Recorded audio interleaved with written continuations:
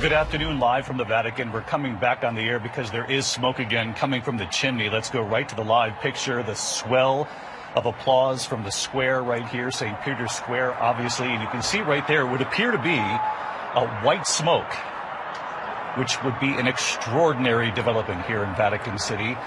We have given the smoke some time over the last couple of smoke signals because often it can change in color. But as you can see from the faces in the crowd, it would appear the Catholic Church has a new pope. James Longman live down on the square. James, the reaction is unmistakable. The faithful who have gathered here now wait for word on who this new pope will be. It is truly, truly extraordinary, David. Everyone just rushed towards the big screens because they're out here on the square so people can get a proper look. As soon as the image came up there, we heard a big cheer. Everyone rushing forward with their phones to try to get a look. You can see all around us, we've got the windows opened on the buildings around St. Peter's Square, people flocking to take photographs. They're desperate to know who's going to be Pope. We did not imagine it was going to be this quick. This is fast by the standards we've known over the last few conclaves. That's the bell ringing to confirm that it is indeed white smoke. Last time, I think people remember that there was some confusion. No one could get hold of the bell tower, the guy who's supposed to ring the bell, because the smoke had gone grey. That was when Benedict was elected. Now no confusion. The bell is ringing, the smoke is billowing, and we have a new pope, a 267th pope.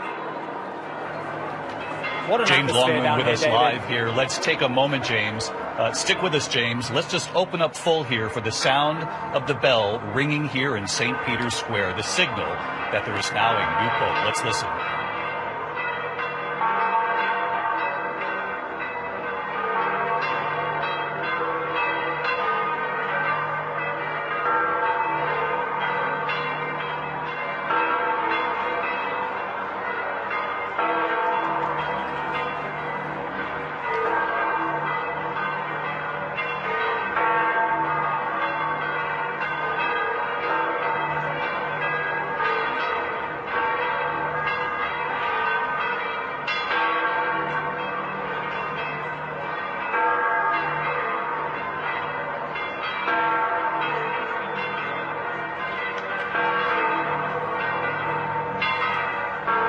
Of course, for those of you watching back in the United States, we wanted to allow you to feel as though you're right here at the Vatican with us, to hear the bells ringing. You can see the tens of thousands who've gathered in St. Peter's Square, the smoke coming from that chimney, unmistakable, the white smoke that we had been waiting for. And obviously we know that inside the Sistine Chapel right now, the 133 cardinals, the electors who chose the new pope, and one of them in that room will now serve as the next pope of the Catholic Church. We know inside the room what happens, and this is where it gets a little tricky. The Secretary of State, Pope Francis's Secretary of State, would be the person who would ask the cardinal, do you accept? What could be tricky is if perhaps he's the choice. We do not know who the next pope is. He was one of the main contenders here. But whoever it is has been asked, do you accept? And once they accept, they then are asked, what name would you like to have? How will we refer to you moments from now when we introduce you to the world right here in St. Peter's Square? The balcony, of course, right behind us. The velvet drapes have been hanging now for a couple of days. You can see the applause down there in the square as the bells continue to ring. Lindsay, an extraordinary atmosphere here at the Vatican. It certainly is, and just so much excitement. You can still see people in the area just running just to get near St. Peter's Square. We can only imagine the potential for hundreds of thousands. The square itself can hold about 250,000 people, in addition to the thousands that will likely pour onto the surrounding streets.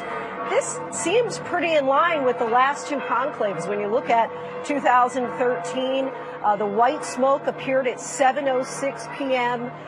2005, the white smoke at 5:50 p.m. We're talking about the fifth ballad when it was Pope Francis, the fourth ballad when it was Pope Benedict. And here we are. We talked about this, the likelihood that it would happen, the average 3.3 days, as that cardinal had said to James several days ago, that something unusual will have happened if we do not have a new pope by Friday. Here we are on Thursday with that announcement imminent. If the past is any indication, it likely may be 40 minutes or so before we hear Habemus Papam, we have a new pope. The two words we will wait to hear, of course, from the balcony here in St. Peter's Square. You can see it in the faces of the faithful who have gathered here. And we've taken note. You know, Lindsay, you've been down there. I've been down there as well, talking to so many of the people who have gathered here to witness this particular moment, though they were happy even when they saw the signal of black smoke, because they knew they were part of history.